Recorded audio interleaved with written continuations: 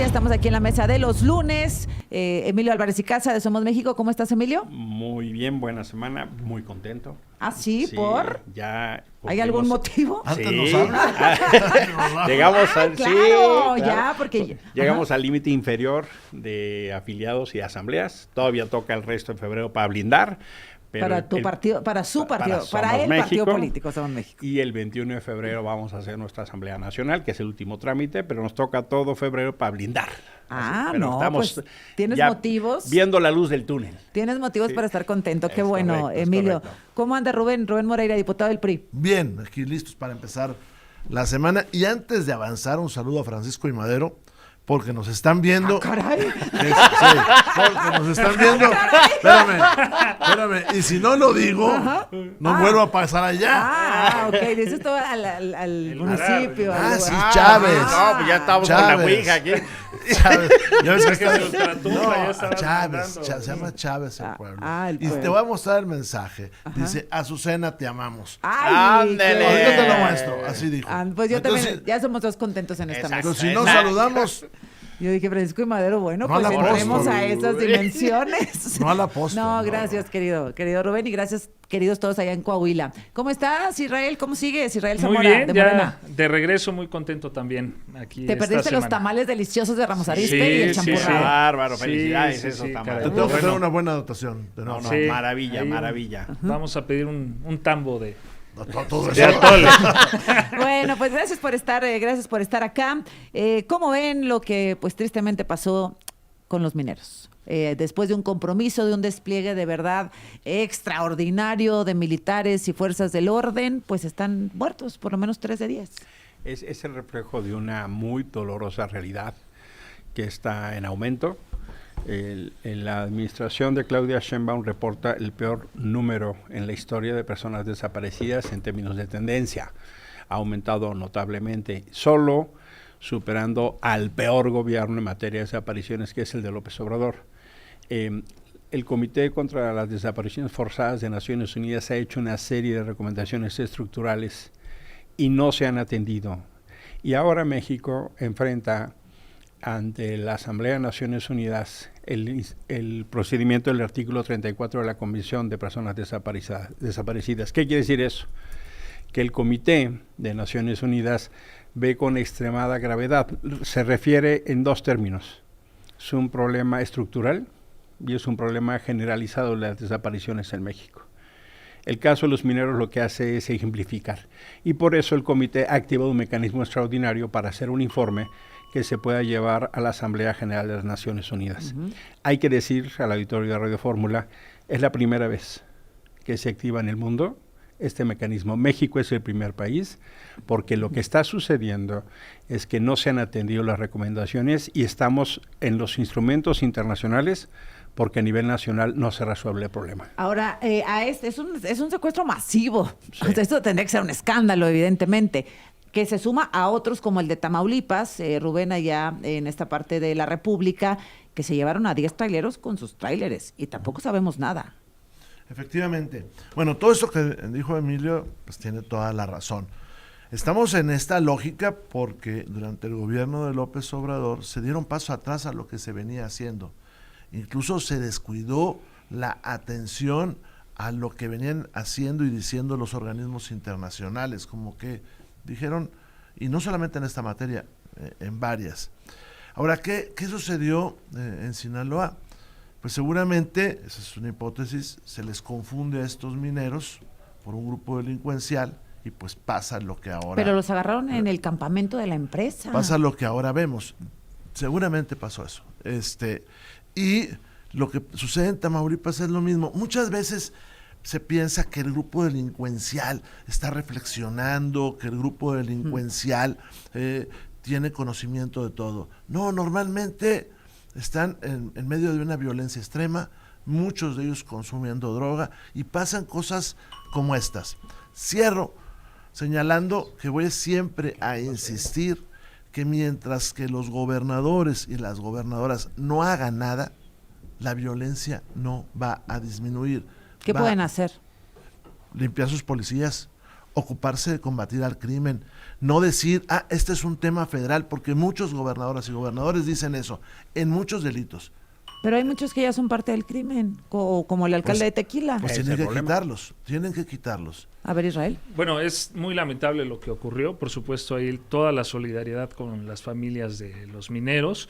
Y decir, lamentablemente, pues se está trabajando, pero era tanta la descomposición que provocaron los irresponsables gobiernos anteriores que hay que decirlo. Estoy de acuerdo. Incluyendo el de López Obrador. No. ¿Sí? A ver, Sí. El pasado es López Obrador. hablemos de los dos últimos, por ejemplo, del PAN y del PRI, que tuvieron de cómo tomaron el país, o sea, que era un país que ya venía en una descomposición, permitieron que el crimen organizado se extendiera en grandes partes del territorio mexicano, que tuviera un gran armamento, y ese desinterés que tuvieron esos gobiernos permitieron que hubiera condiciones para el fortalecimiento del crimen organizado. Se comienza a combatir hasta que llega el presidente Andrés Manuel.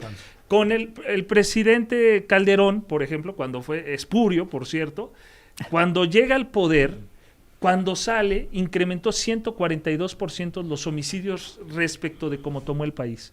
Peña Nieto, 40%. Estamos hablando que entre los dos hubo un crecimiento de los homicidios prácticamente de 200%, 190 y tantos. No, dale. Entonces, lo que vemos aquí, Azucena, es que cuando llega el presidente Andrés Manuel hay una disminución del 9% y actualmente va a un 30%. Es decir, se está trabajando, pero era muy grande la descomposición y ahora hay un gran cambio, que es no hay impunidad. El que la hace, el que comete un crimen, hoy sí es detenido. Lo hemos visto en los crímenes terribles que han ocurrido recientemente en el país. Vamos a regresar con los datos y también con lo que ha dicho la presidenta sobre Cuba y sobre Bad Bunny. ¿Sí vieron Bad Bunny? ¿Cómo no? Bueno, Buenísimo. regresamos. A ver, para no dejar este tema suelto de las cifras que nos dice Israel Zamora, mejoraron, bueno, entre comillas, o fueron menos malas con Andrés Manuel López Obrador sobre homicidios. Si lo comparamos con Peña, Calderón, etcétera. Está aquí nuestro cifrólogo, Daniel Jasso. A ver, Daniel, ¿cómo empieza Felipe, cómo acaba? ¿Cómo empieza Peña, cómo acaba? ¿Cómo empieza AMLO, cómo termina? Buenos días. Haciendo el conteo que tenemos, el recuento del secretario ejecutivo del Sistema Nacional de Seguridad Pública, Calderón inició con un promedio diario de homicidios dolosos de 26, termina con 58, sumando un total, ya haciendo el promedio de 46 diarios durante todo el sexenio. Peña Nieto empieza con 54, termina con 112 y cierra su sexenio con 65. Andrés Manuel López Obrador inicia su sexenio con 96, cierra con 65 y un promedio de los 6 años de 91, mientras que Sheinbaum durante el primer año suma un promedio de 75 diarios y en lo que lleva el sexenio van 65. ¿Y en promedio 65 diarios? En promedio 75 diarios en el año y meses que lleva en el gobierno. Gracias, Daniel. Bueno, 46 en promedio con Calderón, 65 diarios promedio con Peña, 91 diarios promedio con AMLO, 65 diarios promedio con Claudia Sheinbaum. Algo dice esta cifra, ¿no? Sí, dice que no. Es que es el tema justo. Y lo que no entiende Israel, y es una buena representación de Morena, es que los errores del pasado no legitiman los de Morena. Eso es lo que hay que entender. Pues sí. Y la violencia generada en el sexenio de López Obrador es la peor de la historia. Hace una trampa válida, pero es una trampa al fin y al cabo, citando porcentajes. Los números absolutos de los homicidios en el sexenio de Andrés Manuel López Obrador no tienen precedente. Es más, superan juntos a los de Calderón y Peña. No ha habido sexenio más violento. Abrazos y balazos, y no balazos, es el nombre del pacto criminal que hizo López Obrador de la gobernanza criminal. Y lo que se tiene que entender es que es un problema de Estado. Claudia Sheinbaum ha empezado una política distinta, pero su logro más notable es el maquillar las cifras. Y segundo logro más notable es el mayor número de personas desaparecidas en la historia. Y no toca estar siguiendo culpando al pasado cuando llevan 7 años gobernando. Asuman que el país se les está cayendo en las manos. Y el mejor ejemplo se llama Diego Rivera, alcalde de Tequila. Es un pacto criminal. Es más, hasta la propia gente de Morena. Y todavía tiene el cinismo de quieren que les aplaudimos cuando ustedes eligieron ese criminal como su candidato. Y ese solo muestra de botón. Bueno, a ver, decía ahorita Jasso de los 26% con los que inicia, 26 asesinatos diarios. Calderón termina, según los datos que se presentaron apenas la semana pasada, que son datos del INEGI del 2007 a 2024, con información del Secretario Ejecutivo de Seguridad Nacional, pues dice que terminaron en 70. Es decir, si lo tomas con 20 y te vas a 70, evidentemente algo hiciste mal.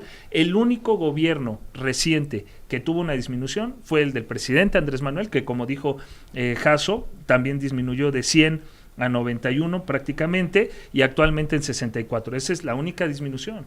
Ahora, respecto de lo que dicen del alcalde de Tequila, ¿quién lo detuvo? ¿Por qué lo detuvieron? ¿Quién hizo la detención? Pues fue Morena. Ahora, hay que decir, Morena no va a permitir, lo acaba de decir la presidenta, no va a ser paraguas.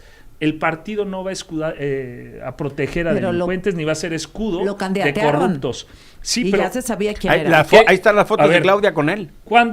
¿De cuándo son los actos que se le imputan? Eso es lo que hay que ver. Si ya había una investigación previa y no se hizo nada, y se conocía al momento de darle la candidatura, pues estamos de acuerdo que hubo una negligencia. Sin embargo, no es así. Lo que dice la presidenta es que cuando él se candidateó para el puesto, no había elementos, no había investigaciones, no había investigaciones, al menos carpetas de investigación que lo vincularan con el crimen organizado. Rubén. A ver, rápido. Esto de la violencia es mucho más complejo que lo que se plantea acá por Israel. México, desde los años 90, se envolvió en el crecimiento de la violencia y llegó un momento en que había que combatirlo o no combatirlo. Si nosotros recordamos a López Obrador, dice, combatir el crimen está mal, sino que hay que ir a las causas. Al rato hablamos de las causas. Y deja de combatir al crimen. Entonces, estamos en una realidad como país donde hay una gran violencia y hay que enfrentarla. ¿Hay una diferencia entre la estrategia de Claudia Sheinbaum y López Obrador? Sí, muy grande. Hoy se está combatiendo al crimen y López Obrador no lo hacía. ¿Claudia Sheinbaum tiene un problema? Sí. Muchas gobernadoras y gobernadores que no hacen absolutamente nada. Este alcalde de Tequila, claro que tenía antecedentes, había sido tesorero, había sido acusado por un desfalco de más de 80 millones de pesos. Ahora, Jalisco es un problema, porque no solamente es Tequila. Todo el mundo sabe allá que hay una gran parte de los municipios donde no dejan jugar a las mujeres, donde hay partidos que no han presentado candidaturas en varios trienios porque por género les toca mujer y el crimen organizado no se los acepta. Que Santa María del Oro tuvo 3 años, estos en el periodo de López Obrador, sin autoridades electas. Eso es Jalisco. ¿Quién lo detuvo? Sí, lo detuvo Harfuch, muy bien, pero no va a acabar Harfuch su tarea si las gobernadoras y los gobernadores no le ayudan. Y ahí está el caso de Sinaloa. Cuando tú ves que le preguntan al señor gobernador de Sinaloa, oiga, ¿qué pasó en Tequila? Dijo, pues si no sé lo que pasa en Sinaloa, menos en Tequila. Hombre, pues mira, sí. Esa es la seriedad con la que se toman. Y si tú checas aquí la Ciudad de México, está creciendo la inseguridad, y eso dicen las encuestas de hoy. La semana pasada vimos a plenitud el rostro de Morena en 2 estampas. La primera es Diego Rivera en Tequila, que es un pacto criminal, es un pacto de corrupción e impunidad, ya había antecedentes. Y además lo denunciaron de manera sistemática. Es el cuate que se apropia del Museo del Tequila. Ajá, es el para cuate vivir. Para vivir, Ay, que extorsiona a los de los servicios turísticos, que extorsiona a las empresas, que extorsiona a todo el mundo. Y él dice, yo trabajo para el Mencho, los carteles. Pero si no fuera suficiente la vergüenza, ahí viene el ministro de la Corte, que con una condición de indignidad y de desvergüenza permite que le limpien los zapatos. Eso es Morena. Esa imagen del ministro de la Corte estirando el zapatito, que dice que no lo vio, además miente en su comunicado, claro. Porque viene el otro colaborador y él voltea a ver si le queda bien eso es lo que representan. Sí. Para eso querían la elección del Poder Judicial, el pueblo arrodillado ante ustedes, porque son unos gandallas. La verdad, lo que están demostrando es que no les importaba que hubiera privilegios, el problema es que no los tenían ustedes. Y ahí está Adán Augusto, impune, está con la barredora, con los millones, tranquilo, desafiando a la presidenta. Es más, diciendo quién va a ser la candidata Oye, en sí, Chihuahua. hablando de desafiando a la presidenta, Saúl Monreal dice a mí, yo voy Yo, por la candidatura Saúl de Monreal, Zacatecas. desafiando. Pero si no fuera suficiente, ahí está el Noroña, que no explica los millones de dónde compró. Pero si no fuera suficiente, ahí está el Gutierrito haciéndose como nuevo rico. Y si no fuera suficiente, ahí están los marajás de los hijos de López Obrador descarrilando trenes. Eso es Morena, esa es la estampa real. Israel,